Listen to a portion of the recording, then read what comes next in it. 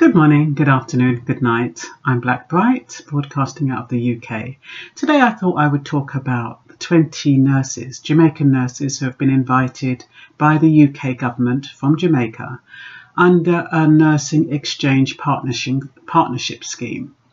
There's actually 39,148 vacancies, and out of that they're offering 20 places to Jamaican.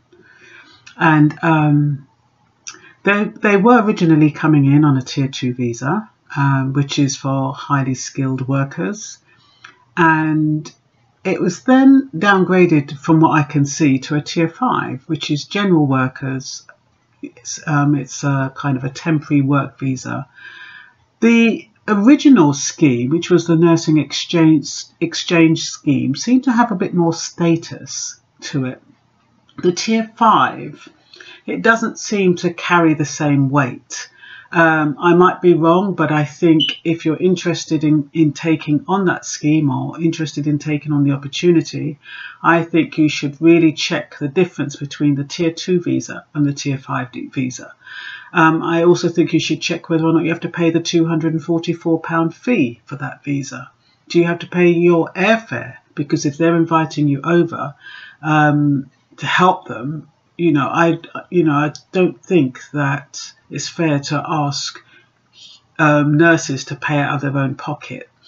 Now, coming over to the UK, it's always when they invite people over, it's always presented as something great, as if it's a great opportunity. And as we know from the Windrush saga, it's not. It's adversity.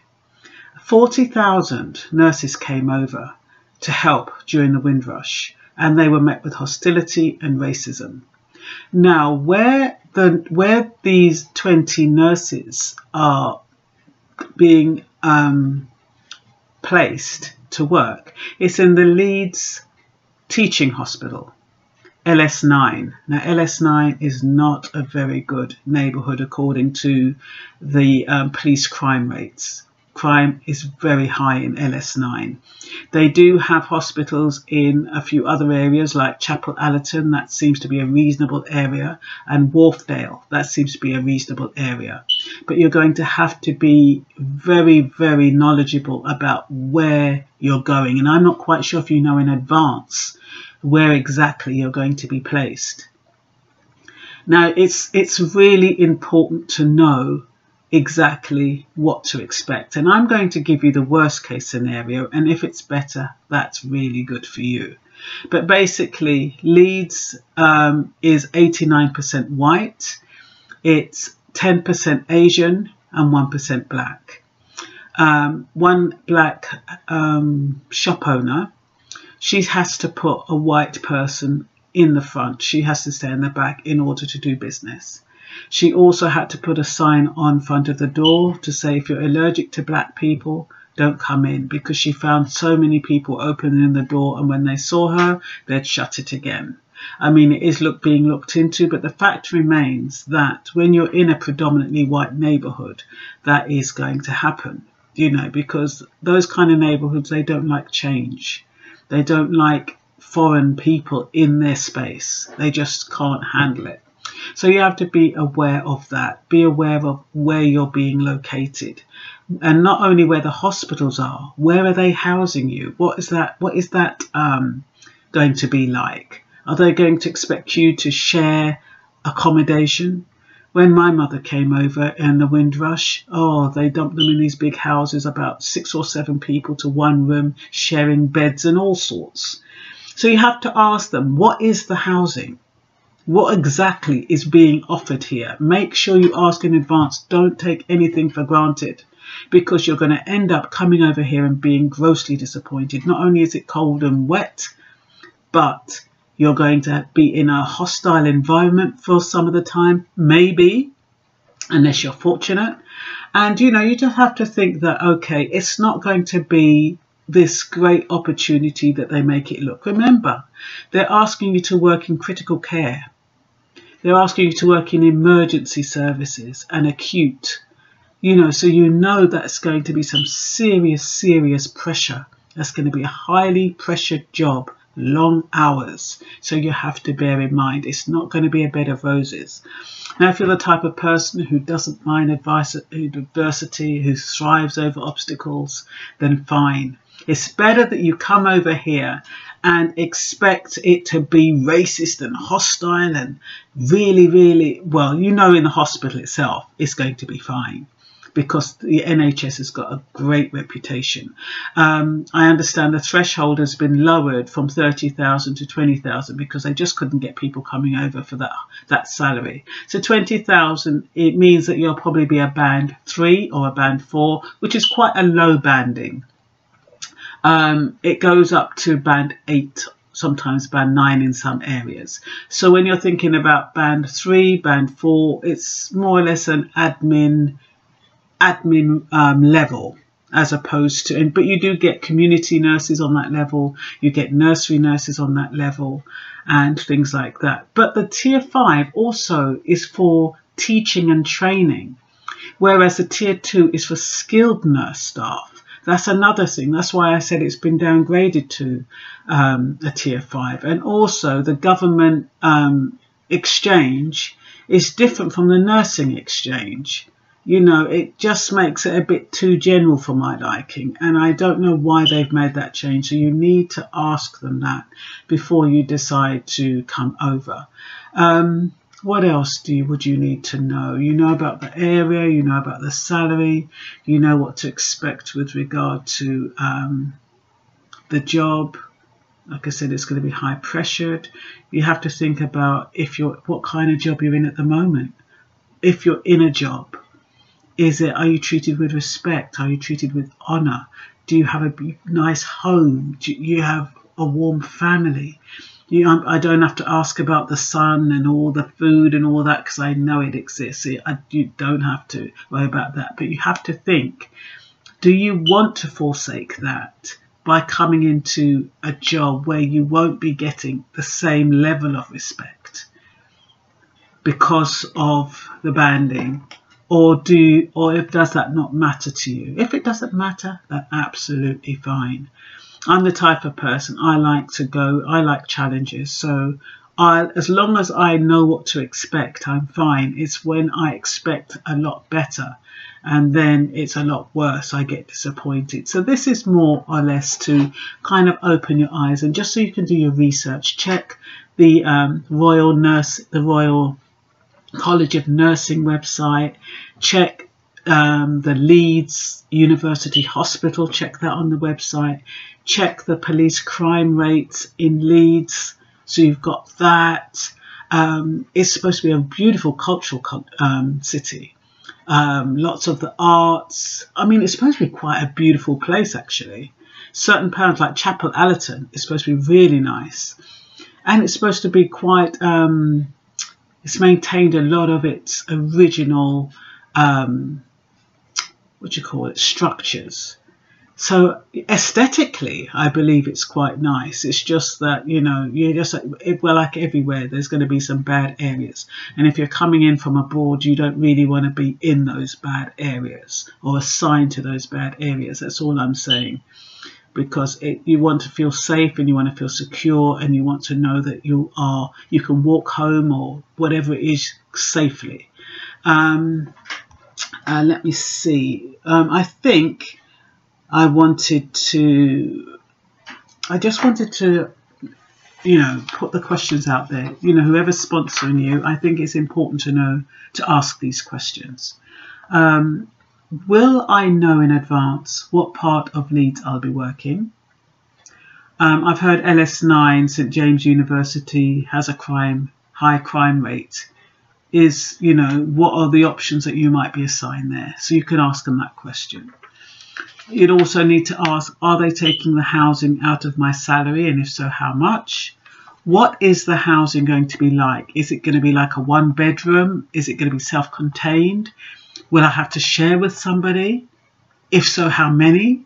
Those are the kind of things you need to know. Am I going to have to share a bathroom, a bedroom, you know, all those kind of things? Because a lot of these people, they think that your people from Jamaica are coming from some kind of bush.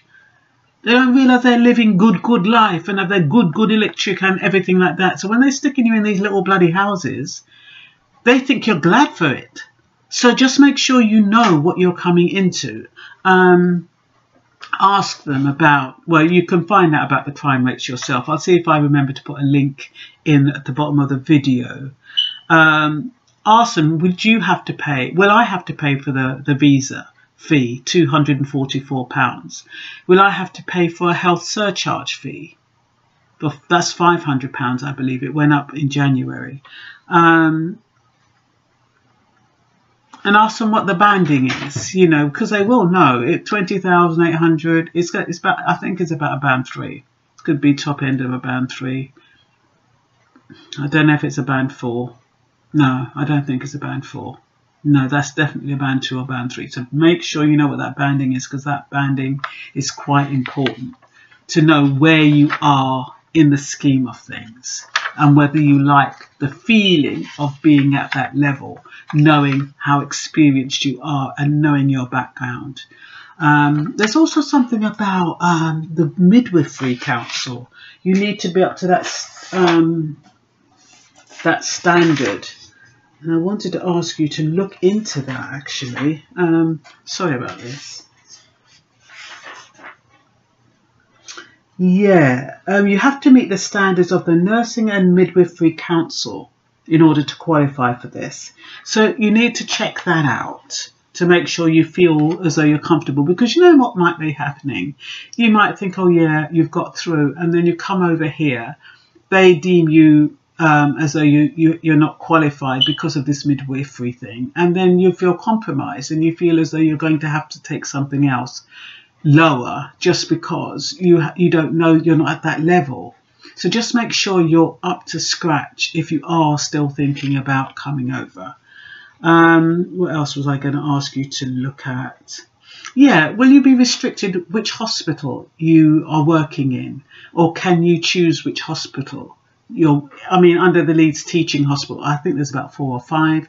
Are you allowed to choose which hospital? If I were you, and you have got a choice, I would choose Chapel Allerton, because that's supposed to be a nice area. And, you know, if your fare's being paid, I think that's an important thing to know. Because, yeah, like I said, it's fine asking people to come over, but when you have to fork out in order to come over and they're benefiting from your services by giving you a low salary and, you know, no benefits, you're not going to be a happy bunny. And 20,800 might look good from Jamaica, but I tell you something, it's not good here. It's not a good salary. It's a reasonable salary. I mean, if you get that and you can get a room or something for like 400, or 100 a week. I don't know what area that would be in, but when I was researching for you, they were showing me rooms like in a high-rise flat for about, I think it was 150 a week or 190 a week. So that's like 800, between 600 and 800 a month. So when you're thinking about that, and then you have to pay council tax.